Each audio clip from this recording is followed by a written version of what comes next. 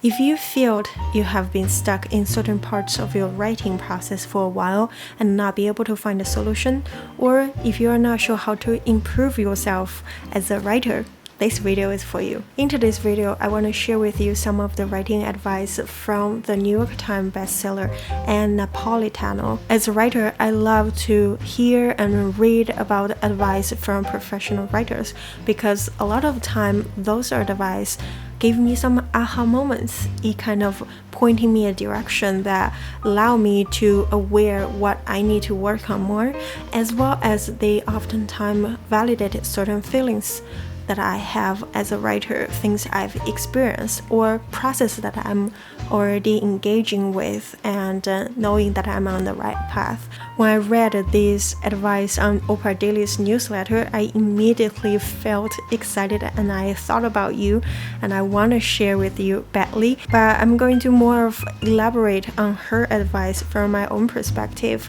and I'll make sure to leave the original article in the description down below, so if you are interested you can check it out. And yeah, before I start, if you're new here, my name is Nani. I'm a writer-director based in Los Angeles. If you're interested in checking out my film, it will be linked in the description down below. So who is Ann Napolitano?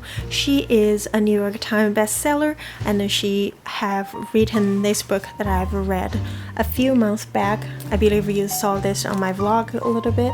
It's called Hello Beautiful, and it's kind of contemporary take on Little Woman. I love this book and tearing up many times throughout the book. She's also the author of Dear Edward. It's a book on New York Times bestseller, as well as being adopted to a TV show on Apple TV. Personally, I love her writing because it's very relatable to me. She likes to elaborate on the theme of family and individuality. If you know about me, or if you watched my feature film, the link is in the description. You know that I tend to attract to this kind of thing, and I'll talk about this attraction a little bit more when we discuss about her very last advice towards the end of this video. Without further ado, let's talk about her very first advice. It's about quantity, quantity, quantity. She says, as a writer, we should write as often as we can. Even if we only have 5 minutes for writing a day, we should do that. The more stories and characters we create, the better we understand our strength and weakness as a writer. First of all, write often, write daily. It's probably the most given advice from professional writers, and it's just so true. And I love her advice specifically is because she gives us the permission to even just write a little bit each day, because a lot of time when we think about, I don't know if you think this way, but when I think about my own writing, I tend to think at least I need to write an hour a day, at the minimum half hour a day. But when I'm not able to find that half hour or an hour to do so, I tend to feel that I'm letting myself down. I don't know if you felt that way. What she said here is about the mindset of daily writing. Everybody can find 5 minutes out of the schedule each day.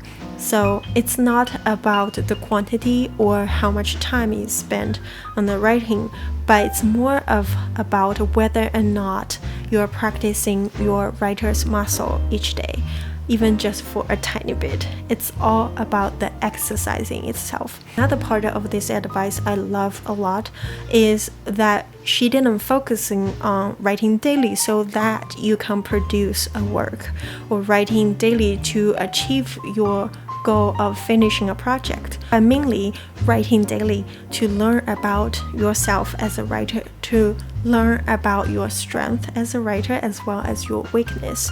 I think that itself take away a lot of stress that we tend to have in terms of trying to write something that we can present towards people, or trying to finish something that we're working on, but more of seeing the process as a practice, a crafting practice. So the mindset shift is when we're thinking about writing daily, instead of thinking about what we can produce, we should dive deeper into ourselves to learn about ourselves as a human being as well as a writer. She also quoted the Danish writer Isaac Dinesen, write a little bit every day without hope.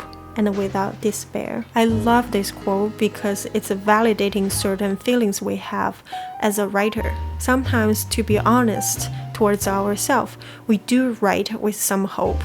We hope the project is going to turn out great, and we hope people have a good reaction towards the work that we write. And also, sometimes as a writer, we experiencing some despair during the writing process because we have a lot of hope, and then we start questioning about our writing and our ability, things like that. And then this quote is a very nice reminder of those feelings are normal.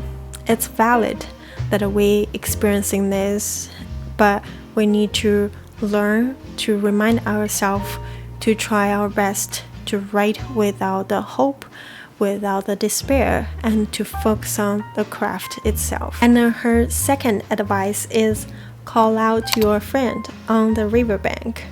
So what it means is that we need to learn to find the people that we trust and then allow them to read the things that you wrote and give you honest feedback. I really like the metaphor that she's giving on this one. She said, you are in the river with the work, and you need someone on the bank of the river to call out, head left, there's a waterfall up ahead, slow down here, etc. Writing, filmmaking is this kind of a form of art that when we immerse ourselves in the project for too long, we really will start losing perspective. That's why people often say, like, as a filmmaker, it's probably better to hire an editor to edit your project instead of trying to edit yourself. Of course, if you can learn to be able to take your time and distancing yourself from the work, and you can do it yourself. And there are people who have done work editing their own movie, and then the story turns out great. But I'm sure throughout the process, they've asked people to review the film and give them a lot of feedback. Same goes to the writing. When we immerse ourselves in the story itself, we lose perspective, just as when we're in our own life. It's much harder to see what's the right decision for ourselves than when we're looking at other people. We can totally see what's their flaw and what they can change to have a better life. It's much harder to understand things that we are too close to. I've actually made an entire video on this topic about how to take feedback as a writer, and I'm going to make sure to leave the link in the description down below, as well as link the video towards the end of this video. So if you haven't already, remember to check that out. And here's Anne's third advice: take the easy way. I love this advice, and it's totally blew my mind. She basically is saying, whenever I'm stuck in a story and there's a narrative problem I don't know how to solve, I hear my friend Helen ask, what does the easiest solution look like? This question has proved incredibly helpful to me over the years. She actually gave out an example in the article, so make sure to check out that article to see her example.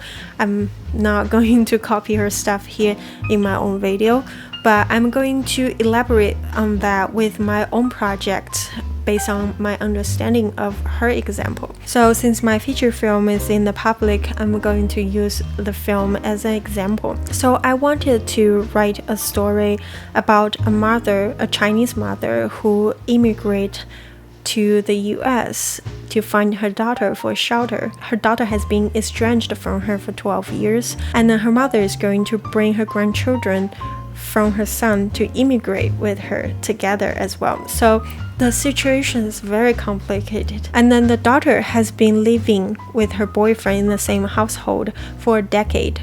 So it's not a very traditional Chinese thing to do. It's a very complicated situation. It's involved a lot of people. So the story has to happen in a way that the mother has to move to the US with the nephew and niece, or else the story is not gonna work. At the time when I was writing the story, I involved myself with the daughter character too much, that I start thinking, since this situation is so complex, that I need to find a very smart way to solve the problem. What would the daughter do? Would she go to rent an apartment and then to get her mother and the nephew and niece live in that apartment? What about money? Like, she doesn't make that much money. How would she be able to afford the apartment? Blah, blah, blah. So there was a lot of very complicated thoughts goes into trying to find a way to move this part of the plot. But one day it just suddenly clicked to me. The most simple solution is just let them to move in with this couple. Let the mother, nephew, and niece to live in the house of this guy, this boyfriend that they've never met before, they've never known existed. And then this is going to be the simplest solution, but also the solution that brought most of the drama for the film. A lot of time we tend to overthinking too much for the plot. We think things need to be very complicated, needs to be complex enough that it will create a lot of conflict. But in fact, a lot of the time, the simplest solution to move the plot forward might be the solution that can give you a much more interesting character and create a much more interesting dynamic and then lots of conflicts. I actually like Anne's example much more than my own example, so be sure to check out the article in the description down below to read her example. Anne's writing tip number 4 is use your magnet board. So Anne said in the article that she likes to tell her students to pay attention to their internal magnet board. So she thinks every one of us have this magnet board, that there are certain things we attracted to, and then those are the things that make us unique. She said we should ask ourselves those questions often. Which articles do you find yourself reading? Which photographs do you tear out of a magazine? Which questions do you reflexively think about when you close your eyes at night? Those are the things that goes on your magnet board. And this echoes what I said before, that I find myself tend to attract it to topics about family and individuality and the communal experience, communal culture, things like that. I know that not only because those are the things I tend to write often, but it's also the things I tend to struggle more often myself, things I think about it when I'm in bed at night, things I journal about, movies I like to watch, books I like to read, things like that. And this is also linking back to a couple of weeks ago on my video about journaling. Journaling is this process to help us to find the connection between things, find the connection between ourselves, our life, things happen around us, and our perspective of it. Those are what made us unique as a writer. And then oftentimes this world is too chaotic. We see people writing and then making certain kind of stories, filmmakings or books, and then they got really popular. Then all of a sudden you will see a lot of people start doing the same thing or writing similar kind of things. And then also in this social media world, we tend to more likely to watch what other people do instead of really pay attention and think what we would do, what we would think, and how we would feel truly without impacting by other people. We need to really pay attention to learn to filter out the chaos around us and then tuning in towards our magnet board, towards the thing that's always attracting us since day one, since we were a kid. And then those are the things will contribute to our artwork, contribute to ourselves as a writer. And also, when we pay much more attention towards those things, it will reflect on our work, and those work will be much more relatable for people who related to the similar topic, because you are presenting your work in the most authentic way, and then the word flow onto page, the emotion flows onto the page would be much more real, much more relatable. And the second reason I think this is a very important advice is we tend to naturally want to be liked. So we want our work to be liked. So subconsciously, if you don't pay attention, you don't know how much of your work is driven by creating stuff for the audience, for the potential people that you think they might like your work. But oftentimes when I'm hearing advice from successful writers, they always tell you to tune into your heart. Don't worry about what other people likes, and then write what you like. And that is very important, and it's a very brave thing to do. I always believe that's what make people successful, is they finally able to learn to write and be as just who they are. This is why this year I started to spend much more time to start journaling, clipping pictures, and tape them in my commonplace books, and go start travel more. In fact, this year I have been deliberately slowing down to learn to tune in to my feelings, and then to learn to hear the voice in my head correctly. Not the nagging voice, but the true calling that I have in my head. I start to change the notion of what it is being productive. Being productive now to me is not producing as much work as I can. It's about whether or not in this day I spend time to learn about myself and then nourish myself. For the past few months, I have been spending at least 2 hours a day to just focusing on the activities that help me build self-awareness and help me to understand myself more, instead of scrolling on the phone. I really believe if we're willing, most of us can find the time to tune in towards our soul, our magnet board, by doing different activities, no matter it's reading, journaling, clipping pictures, or doodling, things like that. And oftentimes, I believe those time can be spared from our social media time, and will be benefit a lot from learning about ourselves as a writer. By doing those activities, I find myself become much more confident when it comes to making decisions when I'm writing, when I'm creating something. So I believe as a writer and an artist, you're also going to be benefit a lot by tuning in towards yourself. That said, I hope this video brought you some fresh perspective about what it means to be a writer, and it can help you move forward on your own project. And if you like this video, remember to leave a thumbs up or leave some comment down below, and subscribe to the channel. It can really help me build this community. And if you want to learn when to take a feedback and when to ignore feedback, you can click the video right here. And remember, be patient, be present, stay creative. I'll see you in the next video. Bye.